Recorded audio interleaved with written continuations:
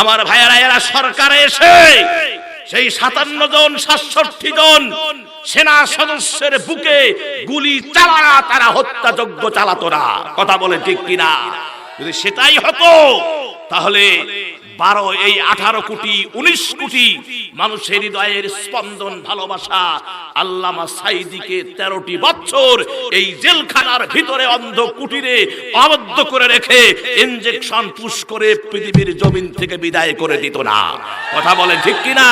শুধু এটাই না, এটাই শুধু না, তুই তারা দিনকে অস্বীকার করতই, তাহলে আমার ভাইয়ের 2 দিনকে তারা মানত, তাহলে তারা মতিউর রহমান নিজামীর গলায় দড়ি দিত না, আলী হাসান মুজাহিদের গলায় দড়ি দিত না, কাদের মোল্লাকে ফাঁসির কাস্টে ঝুলিয়ে শহীদ করে দিত না আমার ভাইয়েরা।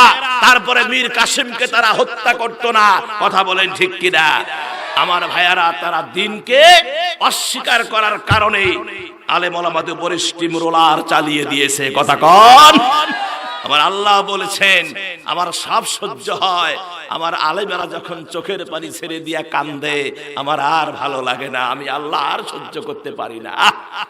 যে আলেমের জন্য আজকে দুমুঠো খাচ্ছেন, এই শয়তানেরা যে আলেমদের জন্য দুমুঠো খাচ্ছেন, এই আলেমরা যদি এই জমিনে না থাকতো এক লোকমা গেলার সাহস তোমাদের হতো না।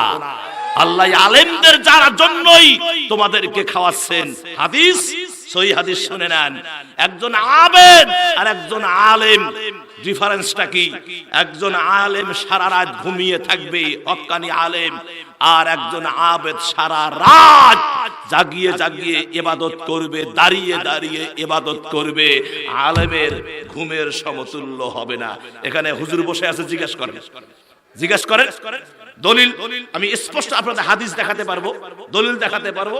আমার আল্লাহ সুবহানাহু ওয়া তাআলা হাবিবকে জানায়া দিয়েছেন, রাসূল হাদিস বর্ণনা করেছেন, আর সেই আলেমদেরকে আজকে পিটিয়ে পিটিয়ে হত্যা করা হচ্ছে। আরে ভাই, স্টেজ কত স্টেজ ভেঙে দেওয়া হচ্ছে। কথা বল ঠিক কিনা? আমার মুসলমান ভাইয়ারা, দিনকে যদি তারা স্বীকার করত, দিনকে যদি তারা মানত, তাহলে এই আচরণ তারা করত না। দিনকে যদি তারা মানত, তাহলে তারা দেশের টাকা চুরি করে, ডাকাতি করে বিদেশের ব্যাংকে পাচার করত না। কথা বলেন। এরা বলে কি ক্ষমতায় ছিল, এরা আসলে ক্ষমতা নয়, এরা হচ্ছে চোর।